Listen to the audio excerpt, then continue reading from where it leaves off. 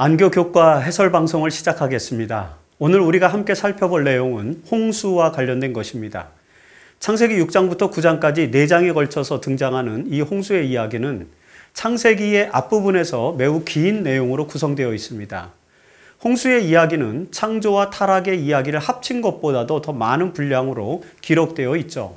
그만큼 인류의 역사에서 노아의 시대에 발생한 홍수는 매우 강력한 임팩트를 가진 사건이라고 추측해 볼 수 있습니다. 뿐만 아니라 이 이야기는 종교적으로도 매우 중요한 사건이 된다는 것도 알 수 있습니다. 그리고 홍수는 종교적인 의미를 넘어서 문학적 상징으로도 재해석되어 수많은 작품의 모티프를 제공해 주기도 했습니다.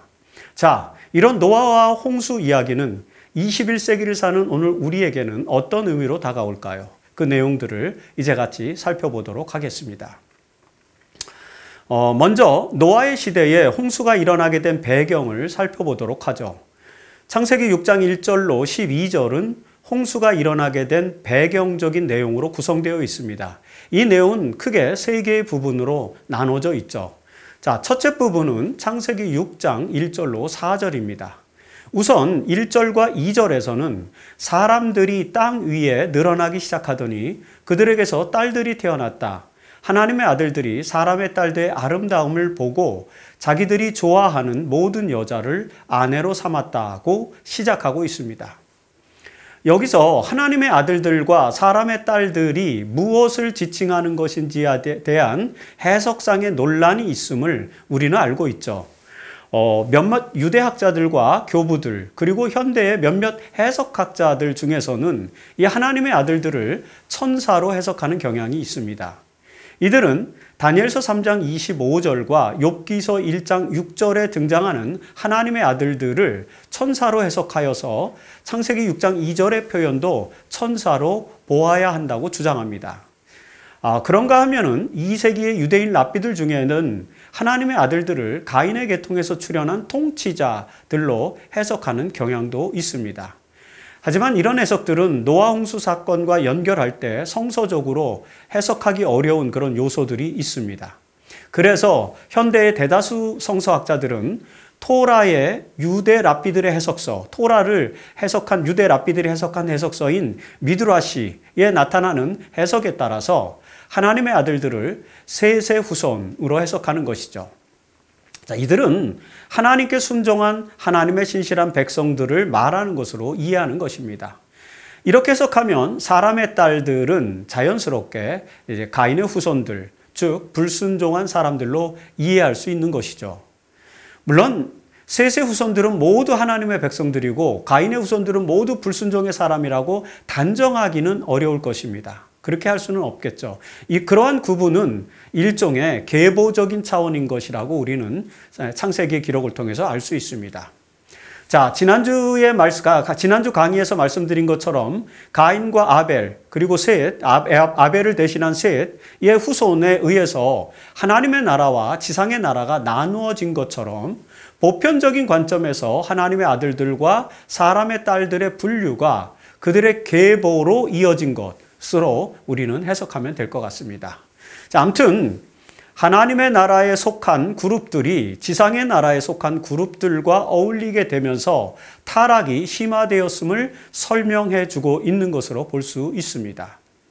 특별히 여러분, 하나님의 아들들이 사람의 딸들의 아름다움을 보고 자기들의 좋아하는 모든 여자를 아내로 삼았다라고 하는 이런 표현에는 창세기 3장 6절에서 나타나는 유혹의 형식, 즉 먹음직도 하고 보암직도 하고 탐스럽기도 하였다라는 그런 표현과 같은 형식으로 이루어져 있습니다. 아름다움을 보고 자기들이 좋아하는 모든 여자를 아내로 삼았다. 이런 표현들이 동일 반복적인 표현이라고 볼 수 있는 것입니다.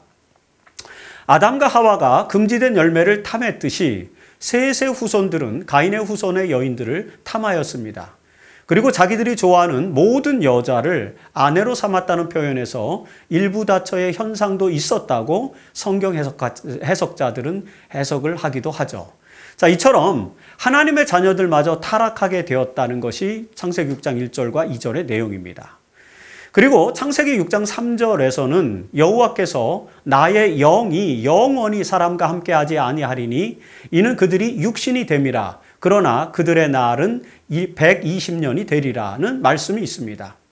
이 말씀은 하나님의 성령이 타락한 사람들에게서 떠나게 될 것이고 그들은 성령이 부재한 육신, 즉 정욕을 따라 사는 사람이 되었는데 하나님께서는 이들을 위해서 120년이라는 은혜의 기간을 두시고 돌아오기를 바라셨다는 그런 내용으로 이해할 수 있는 것이죠.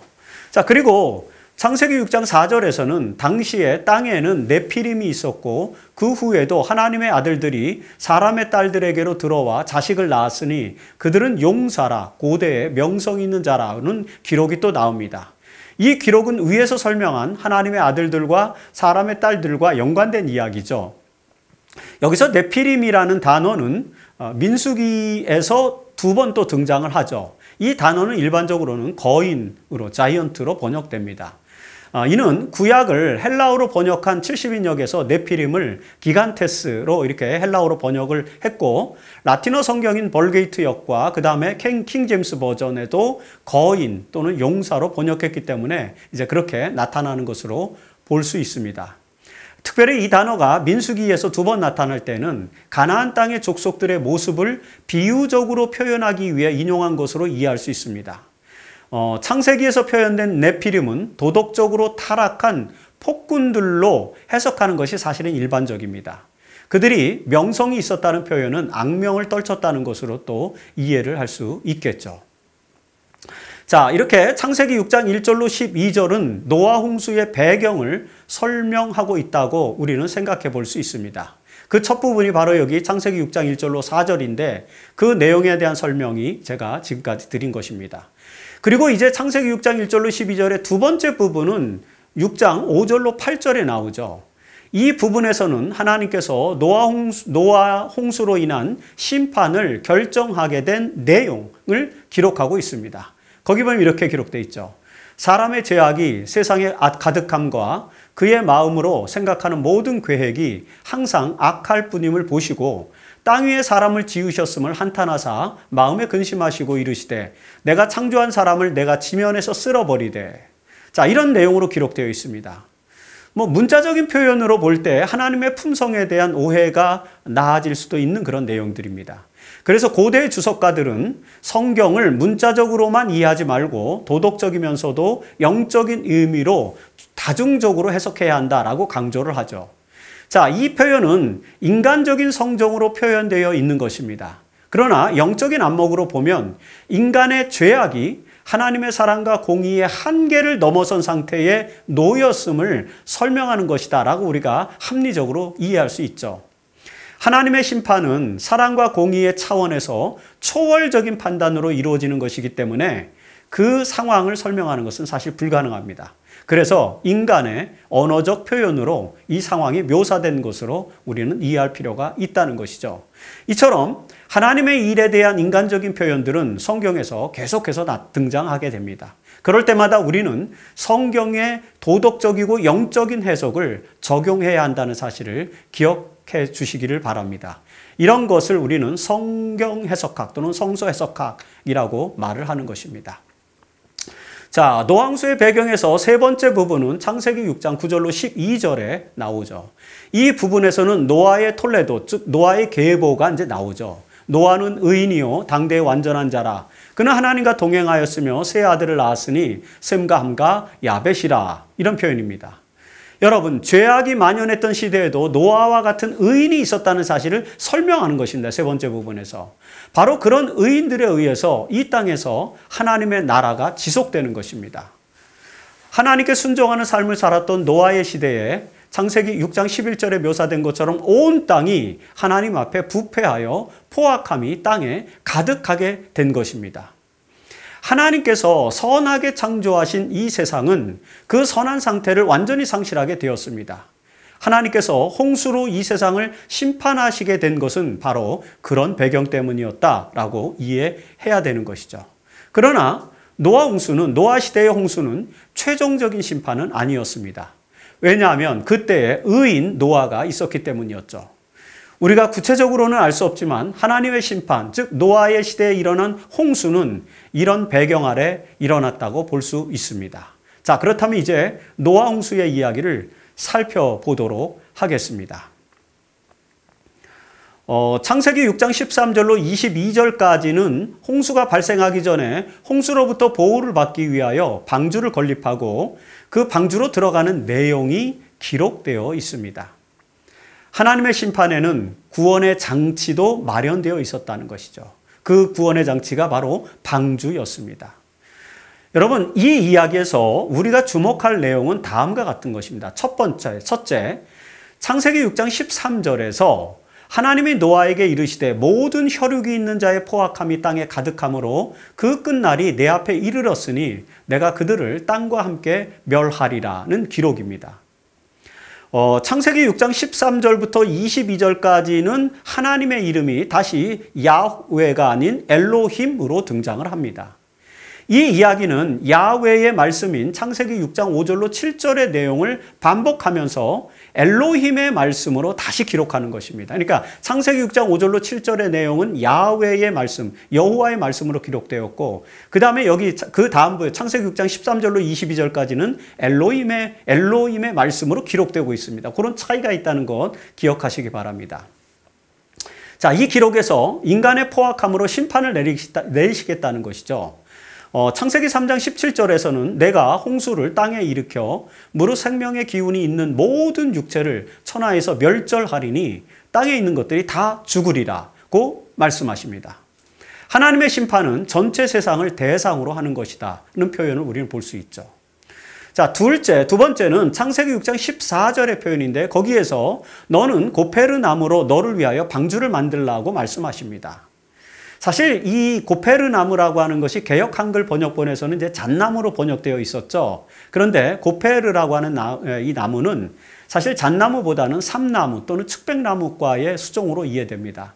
그래서 이제 개정개역에서는 그냥 고페르 나무로 표기되었고 또 어떤 번역본에서는 이제 측백나무, 편백나무로 표현이 되어 있죠.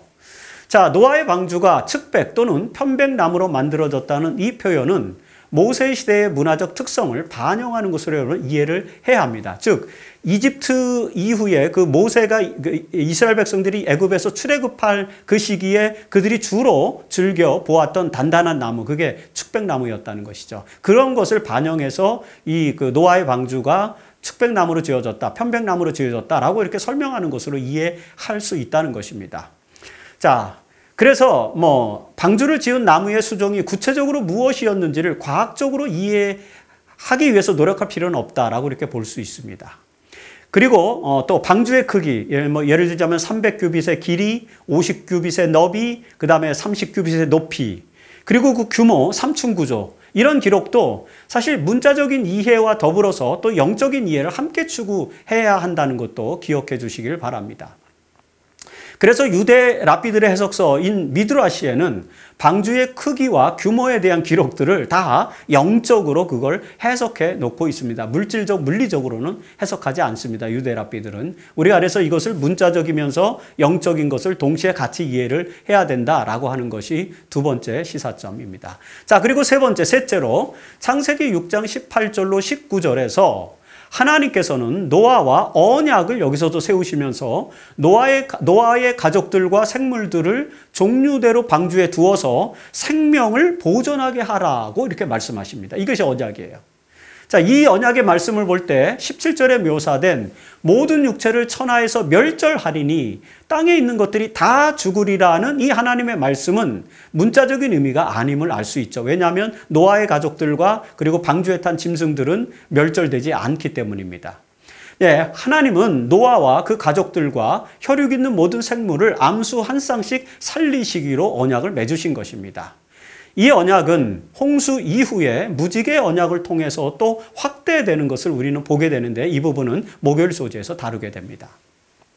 자, 하나님께서 노아에게 지으라고 명령하신 방주는 다시 한번 인류에게 구속의 방법을 알려주는 중요한 표상이 되었습니다. 창세기 3장 15절에 구속의 경륜이 나타났고 그 다음에 여기 노아 방주에서도 또 노아의 방주에서도 또 하나의 구속의 표상이 나타나는 것입니다. 그래서 교재의 저자인 득항 교수는 교과에서 설명하고 있는 것처럼, 이 득한 교수가 교과에서 설명하는 것처럼 방주를 뜻하는 히브리어 테바는 이집트에서 유래한 단어, 이건 이집트어에서 유래한 단어이고, 출애굽기 2장 3절에서 어린 모세를 숨겼던 갈대 상자, 그것과 동일한 히브리어다라는 것을 이해할 수 있습니다. 그 내용을 득한 교수는 설명하고 있죠. 그래서 이런 단어의 의미를 볼 때에도 방주는 곧 구원의 수단이라고 하는 사실을 우리는 알게 되는 것입니다. 득한 교수는 방주 건축에는 언약궤 모티프도 담겨 있다고 설명을 하죠. 왜냐하면 그 방주와 노아가 지은 방주와 언약궤의 구조가 유사하고, 그리고 방주를 만들라라고 할 때 그 아싸, 만들라라는 단어가 아싸인데, 그 단어가 출애굽기 39장 32절에서 언약궤를 만들라라는 그 만들라라는 단어도 동일하게 아싸라는 단어가 쓰이는 것입니다. 자, 이렇게 동일한 단어가 방주와 언약궤를 만드는 과정에서 쓰이는 것을 통해서 볼 때 방주는 하나님의 구원의 계획을 묘사하는 것으로, 즉 언약궤와도 모티프가 상통하는 것으로 우리는 이해할 수 있다는 것입니다. 여러분, 히브리서 11장 7절에서 믿음으로 노아는, 그렇게 이제 믿음의 영웅들을 설명하면서 믿음으로 노아는 방주를 예비하여 그 집을 구원하였다라고 설명하고 있지 않습니까? 노아는 방주를 지으라는 하나님의 명령에 순종하는 믿음을 보여주었기 때문에 홍수로부터 구원을 받게 되었다는 것을 우리는 또 이 말씀을 통해서 알 수 있습니다. 그래서 이런 표현들을 우리가 볼 때에 하나님께서 노아에게 지으라고 명령하신 방주는 곧 구원의 계획의 상징임을 이해할 수 있는 것입니다. 자, 월요일 소재의 내용입니다. 창세기 7장 1절에서 홍수가 일어난 때는 노아가 600세 되던 때였죠. 노아와 그의 가족들, 그리고 정결한 짐승과 부정한 짐승과 새와 땅에 기는 모든 것이 암수 둘씩 방주로 들어갔습니다. 그리고 7일 후에 홍수가 내렸습니다. 특별히 방주에 들어간 짐승은 각기 그 종류대로 암수 한 쌍, 즉 둘씩 방주에 들어갔는데, 이는 창세기 7장 2절에서 그 씨를 온 지면에 유전하게 하려는 것이었다라고 기록하고 있죠. 즉 완전히 모든 생명체를 멸절하지 않도록 하기 위해서 방주에 이제 실어 넣었던 것입니다. 그런데 여러분, 특별히 창세기 7장 1절로 5절의 기록에서는 하나님의 명칭이 여호와로 나타나는데, 그 여호와로 나타나는 그 특별 기절에서는 레위기 11장의 기록과 마찬가지로 정부정의 규례를 설명할 때 표기되는 방식으로 나옵니다. 그래서 이 기록에서는 정결한 짐승은 암수 7쌍, 암수 7씩, 그리고 부정한 것은 암수 2씩 방주로 데리고 오도록 기록되어 있죠.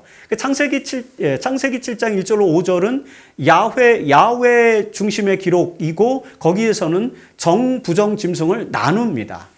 하지만 그 외에 창세기 6장 19절로 22절이나 그리고 창세기 7장 6절로 16절에서는 하나님의 명칭이 야훼가 아닌 엘로힘으로 표기되고, 이 엘로힘으로 표기되는 그 기록에서는 모든 짐승들이 그냥 암수 2씩 방주로 데리고 들어가는 것으로 묘사되어 있습니다. 정결한 짐승은 7쌍, 그 다음에 부정한 짐승 2쌍, 이런 표현이 또 엘로힘으로 기록된 그 기록, 창세기 6장과 창세기 7장 뒷부분에서는 그런 것들이 기록되어 있지 않다. 이렇게 약간의 기록의 차이가 있다라고 하는 것을 여러분 이해를 하셔야 됩니다.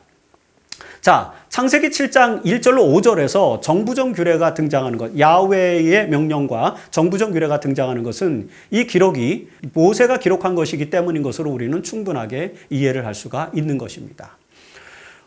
창세기 7장 11절은 홍수의 상황을 이렇게 기록합니다. 노아가 600세 되던 해 둘째 달, 곧 그 달 11의 날이라. 그날에 큰 기품의 샘들이 터지며 하늘의 창문들이 열려 40주야를 비가 땅에 쏟아졌더라. 자, 여러분, 이 기록에서 홍수가 일어난 시기, 즉 둘째 달 곧 그 달 11의 날, 노아가 600세 되던 해 둘째 달 2월 17일 이라는 표현을 우리가 이제 보게 되는데, 이 표현을 달력으로 환산하는 방법은 두 가지로 알려져 있습니다. 하나는 절기를 위해서 마련된 신성한 달력을 사용해서 이게 4월경이라고 해석하는 경우가 있고, 또 다른 하나는 그냥 유대인들의 시민력을 사용해서 10월경으로 해석하는 방식이 있습니다. 어떤 방식, 여러분 이제 주석서마다 각자 이제 그 학자들의 해석이 좀 달라요. 근데 어떤 방식을 사용하든지 이 시기에 대한 기록, 즉 600년 2월 17일이라고 하는 기록은 사실은 홍수가 끝나는 시기, 즉 창세기 8장 13절에 나타나는 601년 둘째 달 21의 날, 그러니까 2월 27일이죠. 네, 땅이 말랐더라는 표현과 더불어서 기록함으로써 홍수 사건이 얼마만의 기간 동안에 진행된 것인지를 설명하기 위한 것임을 우리는 이해를 해야 됩니다. 정확하게 1년 열흘 이렇게 계산할 수 있는 것이죠. 그리고 기품의 샘들이 터지며 하늘의 창문들이 열렸다는 것은 창세기 1장의 창조의 과정을 이제 뒤집는 것이죠. 창세기 1장 7절에서 하나님은 궁창을 만드시고 궁창 아래의 물과 궁창 위의 물로 나뉘게 하셨습니다. 그런데 노아 홍수의 사건은 아래의 물층이 솟구치고 그 다음에 위의 물층은 쏟아져 내렸다는 그런 표현을 하는 것입니다. 그래서 궁창으로 나누셨던 것을 다시 이렇게 합치면서 지구가 수면으로 잠기게 하는 그런 것을 표현하는 것이죠. 자, 이런 홍수의 사태는 우리가 사는 지구의 지질이 격변을 통해서 형성되었음을 보여주는 증거들과 상당 부분 일치하는 요소들이 많이 있죠. 그래서 노아 시대의 홍수는 현재 우리가 살고 있는 이 지구의 지질층이 격변을 통해서 형성되었음을 보여주는 많은 증거들에 대한 설명을 가능하게 해주는 하나의 사건으로 이해할 수 있습니다. 이런 이유 때문에 18세기 후반에서 19세기 초반에 유럽에서 허튼이라든지 찰스 라이엘 같은 사람들이 균일론이라고 하는 입장을 가지고 이제 진화 이론의 기초를 마련했음에도 불구하고 대부분의 과학자들, 18세기, 19세기의 유럽의 과학자들이 멸종동물의 화석, 매머드라든지 그 다음에 공룡이라든지 이런 멸종동물의 화석을 통해서 입증할 수 있는 격변론, 이것을 이제 노아 홍수를 통해서 이제 믿게 되는 그런 계기가 됐죠. 노아 시대의 홍수는 격변론을 입증하는 그런 증거 자료로 활용됐습니다. 아울러서 20세기 초에 창조과학 1.0 시대에 우리 재림교 이 창조과학 1.0을 주도했던 것이 이제 우리 재림교의 학자였던 조지 프라이스의 홍수지질학이거든요.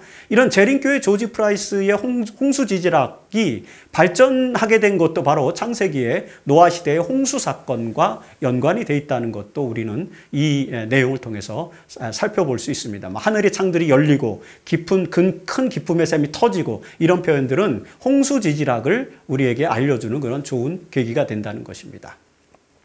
자, 이렇게 노아 시대의 홍수 이야기는 21세기에도 지질학적으로 상당히 많은 시사점을 제공해주고 있다라고 말씀드릴 수 있습니다. 자, 화일소지로 갑니다. 홍수의 결과는 굉장히 참혹했죠.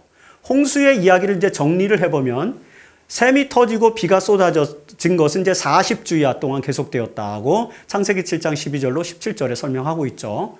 여러분, 성경에서 40이란 숫자는 고난의 수 4에다가 하늘의 수 10을 곱한 수, 즉 완전한 고난을 의미하는 것입니다. 그래서 이제 40일 동안 비가 쏟아졌다는 것은 완전한 고난, 예수님께서 40일 동안 금식하신 것, 이런 것들이 다 그런 상징적인 의미를 갖고 있다는 것입니다. 그리고 지구가 물로 뒤덮인 기간은 150일이었죠. 창세기 7장 24절과 8장 3절에 나오고, 그 다음에 이제 5개월 후에 방주가 아라랏산에 머물렀고, 창세기 8장 4절입니다. 그 다음에 창세기 8장 13절에 보면 11개월이 지난 다음에 홍수가 난 지 11개월 후에 물이 거쳤고 1년 열흘이 지난 후에 땅이 완전히 말랐다고 8장 14절에 설명하고 있습니다. 그리고 홍수의 그 결과를 창세기 7장 21절로 23절에서 이렇게 묘사하고 있죠. 땅 위에 움직이는 생물들이 다 죽었고 육지에 있어 그 코에 생명의 기운의 수음이 있는 것은 다 죽었다라고 표현했습니다. 그리고 지면의 모든 생물을 쓸어버리셨고 오직 노아와 그와 함께 방주에 있던 자들만 남았다라고 그 결과를 설명하고 있습니다. 여러분, 홍수가 끝난 것은 하나님의 자비와 은총의 결과였습니다. 그래서 이 사실을 창세기 8장 1절은 이렇게 설명합니다. 엘로힘이, 하나님이 노아와 그와 함께 방주에 있는 모든 들짐승과 가축을 기억하사 하나님이 바람을 땅 위에 불게 하심에 물이 줄어들었고 기품의 샘과 하늘의 창문이 닫히고 하늘에서 비가 그침에 물이 땅에서 물러가고 점점 물러가서 150일 후에 줄어들고. 자, 홍수의 심판 중에서도 하나님은 의인 노아와 그의 가족들 그리고 그분께서 보존하신 생명체들을 기억하셨다라고 성경은 기록하고 있죠. 여기서 기억하다라는 뜻의 히브리어 자카르라고 하는 단어는 약속을 지키다라는 의미를 담고 있습니다. 하나님은 창세기 6장 18절에서 그러나 너와는 내가 언약을 세우신다고 약속하셨고 그 언약은 방주에 있는 생명은 보존하시겠다는 것이었습니다. 그래서 홍수의 끝에서 노아는 그 하나님의 성취를 이제 목격하게 되는 것입니다. 하나님이 그 약속을 지키신 것이죠. 기억하신 것입니다. 자, 그 언약과 관련된 내용은 수요일과 목요일 소지에서 더 구체적으로 우리가 다루도록 할 것입니다. 홍수의 끝에서 노아의 행위는 하나님께 대한 신뢰와 믿음의 모습을 또 보여주는 것도 우리가 기억해야 되죠. 창세기 6장 22절에서 홍수가 일어나기 전에 노아는 하나님이 자기에게 명령하신 대로 다 준행하였습니다. 굉장히 순종적인 모습을 보였죠. 그리고 홍수가 끝난 후에도 노아는 하나님의 말씀을 기다렸다가 방주에서 나오라는 말씀을 듣고 방주를 나오게 됩니다. 사실 여러분, 노아는 그 전에 까마귀와 비둘기를 통해서 지면에 물이 어느 정도 마르고 있는지를 확인했고, 그리고 자신도 직접 방주의 뚜껑을 제치고 물이 마른 것을 확인했습니다. 그럼에도 불구하고 그는 방주에서 나가지 않고 하나님의 명령을 기다리는 것이죠. 그러자 창세기 8장 15절과 16절에서 하나님은 노아에게 말씀하여 이르시되 너는 내 아내와 내 아들들과 내 며느리들과 함께 방주에서 나오라고 이제 말씀하십니다. 자, 노아는 이 하나님의 말씀을 듣고서야 비로소 방주에서 나왔습니다. 노아는 하나님의 태바, 즉 하나님의 구원의 방주에서 안전하게 보호를 받았습니다. 이것은 하나님의 언약 안에 있으면 안전하게 생명을 보존하게 된다는 교훈을 우리에게 알려주죠. 아담과 하와의 타락 이야기와 그 다음에 가인과 아벨의 이야기에서 구원의 언약을 주신 하나님께서는 노아 시대의 홍수의 이야기에서 또다시 언약을 주십니다. 이는 모세와 유대교가 철저하게 언약의 종교인 것과 맥을 같이 하는 것이죠. 모세는 언약, 즉 하나님의 언약을 강조했고 이것이 유대교의 특징이 된 것입니다. 그래서 유대교는 언약의 종교가 되었던 것입니다. 자, 특별히 홍수 이야기를 통해서 우리는 하나님께서 맺으신 이 노아 언약을 기억해야 될 중요한 요소로 여길 필요가 있다는 사실을 또 이 화요일 소지에서 우리는 기억을 하게 됩니다. 자, 수요일 소지입니다. 하나님의 언약을 굳게 믿고 방주를 만들고 그 방주에 들어가서 1년여 동안 하나님의 구원의 손길을 기다린 노아는 홍수가 끝나고 방주에서 나와서 행한 몇몇 행동들을 통해서 하나님께서 그의 생명을 보존해 주시겠다고 약속하신 그 언약에 충실한 삶을 살고 있음을 직접 보여주죠. 창세기 8장 20절로 9장 7절에 나타난 내용에서 우리는 몇 가지 그 노아의 충실한 삶의 행위들을 정리해 볼 수 있습니다. 첫 번째, 창세기 8장 20절에 보면은 노아는 방주에서 나온 후에 여호와께 제단을 쌓고 모든 정결한 짐승과 모든 정결한 새 중에서 제물을 취하여 번제로 제단에 드렸다는 기록이 나옵니다. 여러분, 이 장면은 레위기 1장에서 정리한 번제, 올라라고 하는 제사, 번제와 동일한 그런 제사의 형식을 갖추고 있습니다. 구약에서 번제가 창세기부터 에스라서에 이르기까지 289번 등장합니다. 이게 창세기부터 벌써 등장한다는 것입니다. 이처럼 유대인들의 제사제도가 사실 유대인들의 제사제도는 시내산에서 확립되었던 것이었음에도 불구하고 히브리 경전은 아예 첫 책인 창세기부터 그 번제, 시내산에서 확립된 그 번제의 역사와 유래를 매우 구체적인 형식으로 표현해 놓고 있다는 것을 우리는 이 기록을 통해서 또 알 수 있게 됩니다. 그만큼 번제는 유대인들에게는 아주 중요한 예배의 의식 중 하나였던 것을 우리는 알게 되는 것이죠. 사실 우리는 아벨이 양을 제물로 바쳤다는 이야기를 이미 살펴보았지만 그 이야기에서는 제단을 쌓고 제물을 드리는 이 번제의 형태는 나타나지 않습니다. 이 번제의 최초의 형태는 노아의 이야기에서 등장한다라고 하는 것 우리가 기억해야 됩니다. 자, 그리고 두 번째, 창세기 8장 21절로 22절에서 하나님은 인간의 죄악으로 인해 다시는 땅을 저주하거나 생물을 멸하지 않을 것이며 사계절의 순환이 있을 것을 설명하십니다. 그러면서 창세기 9장 1절에서는 노아와 그의 아들들에게 복을 주시고 생육하고 번성하여 땅에 충만하라고 말씀하십니다. 여러분 이 말씀 어디서 많이 들어보셨죠? 사실 이 말씀은 인간을 창조하신 후에 하나님께서 창세기 1장 22절에서 말씀하신 것과 동일한 표현입니다. 자, 노아와 그의 아들로부터 시작해서 하나님께서는 인류와 이 세상을 다시 창조한 것으로 여기셨던 것입니다. 왜? 창조 이후에 타락해서 이 지구가 물론 멸망되었고 노아홍수 이후에 다시 이제 이 지구가 되는 그런 상태인 것입니다. 그래서 여기서 다시 한번 이런 표현들을 창조시의 기록을 다시 한번 표현하는 것입니다. 그래서 이제 인간은 다시 한번 첫 창조 때처럼 완전한 존재로 다시 변화되어서 생육하고 번성하며 땅에 충만한 삶을 살아야만 했다는 것입니다. 사실 물론 이것도 하나님과의 언약을 지킨다는 전제 아래서 가능한 것이죠. 왜냐하면 이미 아담과 하와가 타락했고 그 이후에 인류는 그 타락의 영향 아래 놓여 있기 때문인 것입니다. 자, 아무튼 노아와 그의 자녀들은 변화된 세상에서 하나님과의 언약 관계 안에서 번성해야만 하는 사명을 또 받게 된 것이 두 번째 요점이죠. 자, 그리고 세 번째는 하나님은 이제 노아와 그 인류에게 새로운 식물을 허락하셨습니다. 여러분 창세기 9장 3절에서 모든 살아있는 동물들은 너희에게 먹이가 될지라 채소같이 내가 이것을 다 너희에게 주노라. 그러나 고기를 그 생명되는 피채 먹지는 말 것이니라. 라고 기록되어 있죠. 이 기록은 기독교 역사에서 식생활 관습과 관련해 매우 중요한 시사점을 가지고 있습니다. 노아홍수 이야기에서는 정부정 개념이 두 구절에서 등장을 하죠. 사실 그럼에도 불구하고 이 고기를 음식으로 허락하는 기록에서는 정부정 개념이 따로 나타나지는 않습니다.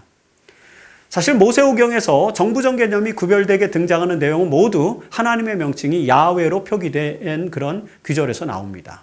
그래서 창세기 7장 1절로 5절에서도 정결한 짐승과 부정한 짐승의 구별이 나타나는 것입니다. 하지만 하나님의 엘로힘으로 표기된 구절에서는 특별하게 정부정 개념이 등장하지는 않아요. 이게 이제 아마 기록상의 어떤 문법, 유대인들의 특히 모세가 그 기록을 기록할 때 고대 사회의 어떤 기록의 문법적 특징 이런 것들을 보여주는 것으로 보여집니다.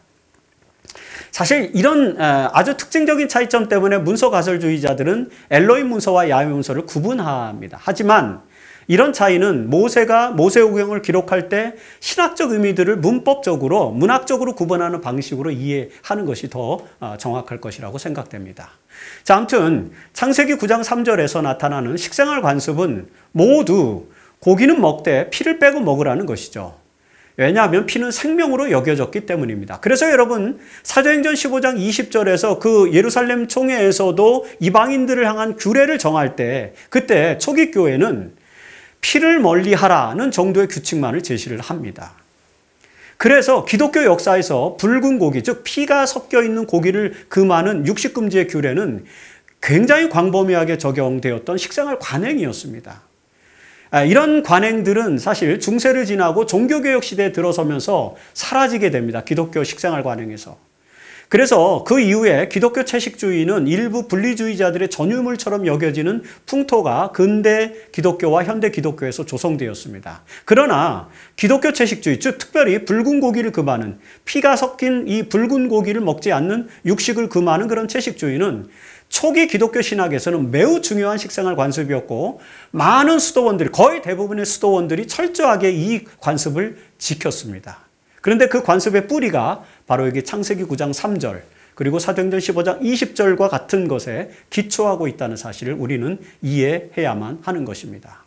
여러분 노아는 이 문제와 식생활 문제와 관련해서도 하나님과의 언약을 굳게 지키게 되었습니다. 자, 그리고 언약 두 번째 언약, 이제 목요일 소지죠. 창세기 9장 7절에서 하나님은 다시 노아에게 너희는 생육하고 번성하며 땅에 가득하여 그 중에서 번성하라고 또다시 말씀하십니다. 창세기 1장에서 인간을 창조하신 후에 하신 말씀이 노아홍수 이후에도 두 번이나 계속 반복되고 있다는 것은 이 노아 시대에 일어난 홍수 사건이 하나님의 재창조의 의미를 가진다는 것을 계속해서 우리에게 신학적으로 이해하게 해주는 것입니다. 홍수 이후에 인류는 다시 하나님의 뜻에 신실한 하나님 나라의 백성들로부터 이제 시작하게 되는 것, 그 계보가 시작되는 것이죠.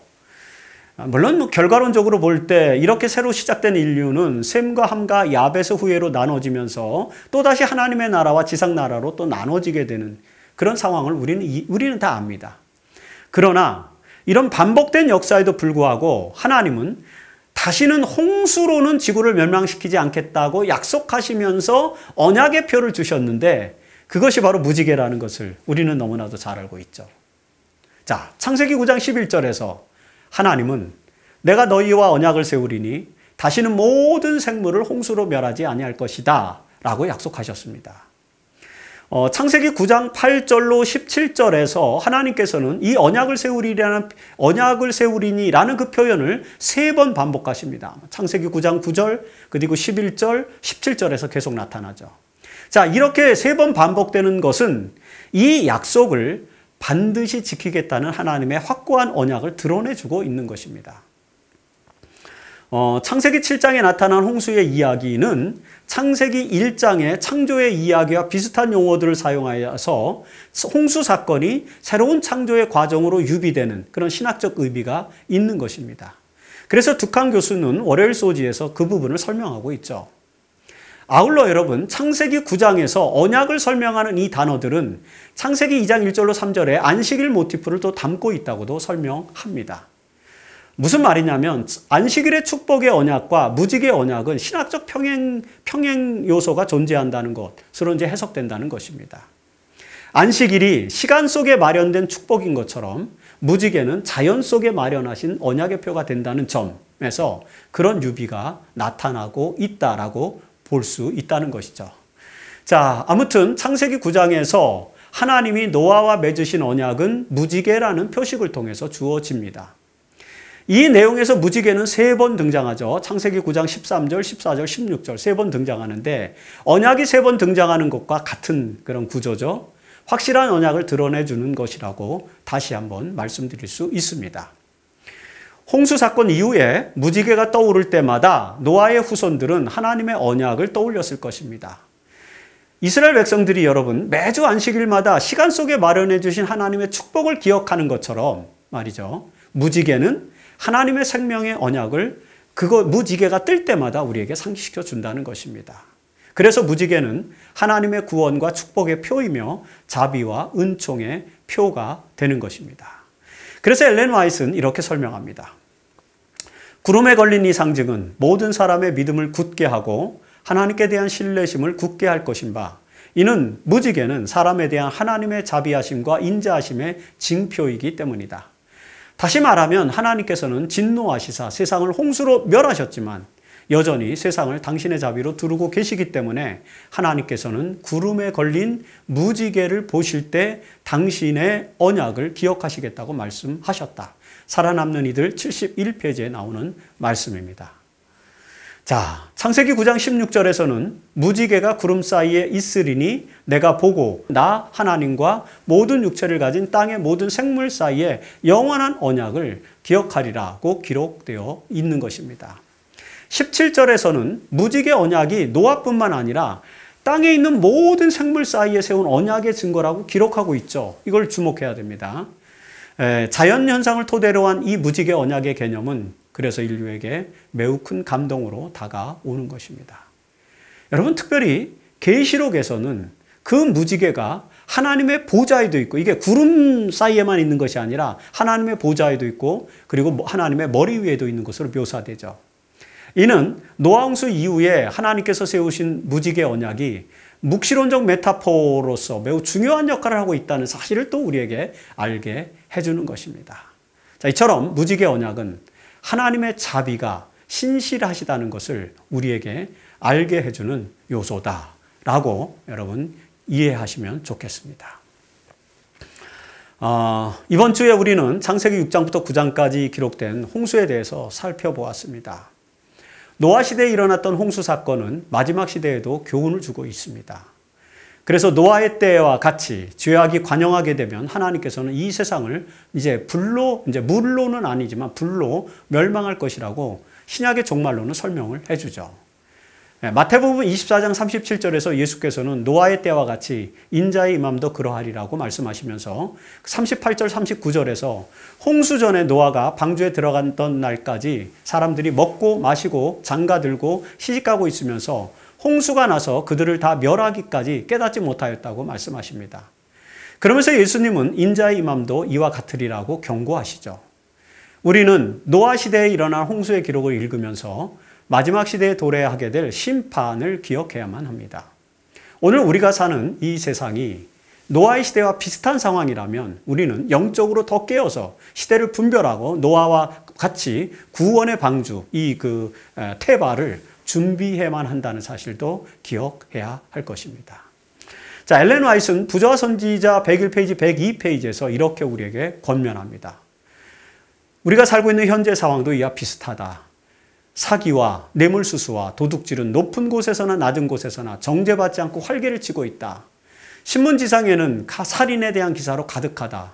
무정부주의의 정신이 각국에 퍼지고 있으며 세계를 공포의 도가니로 몰아넣는 폭동들은 일단 통제를 벗어나면 세상을 재난과 황폐로 채우게 될, 그리고 갇혀있는 정욕과 무법의 불의 징후에 지나지 않는 현상이 나타나고 있다.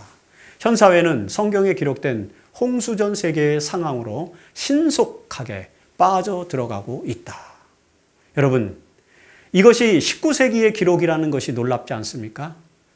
우리는 그 기록으로부터 120년도 더 지난 시기에 살고 있습니다. 오늘날 우리가 살고 있는 세상은 노아의 시대의 상황과 비교할 때 어느 정도 수준일까요? 우리는 세상의 상황을 분석하고 우리 자신들의 신앙을 돌아보면서 노아와 같은 구원의 방주를 짓고 테바를 짓고 하나님의 구속의 계획에 순종하는 삶을 살아야 할 것입니다. 우리는 하나님의 언약의 백성으로서 히브리서 11장 7절의 말씀에 나타난 노아와 같이 믿음으로 아직 보이지 않는 일에 경고하심을 받고 경외함으로 방주를 준비하며 그 집을 구원하고 의의 상속자가 되어야 할 것입니다. 이 말씀이 이번 주에 저와 여러분의 삶 속에 함께 하심으로 말미암아 이 홍수 이야기가 21세기를 사는 우리에게 큰 교훈으로 다가오게 되기를 바라면서 교과해설 방송을 마치도록 하겠습니다.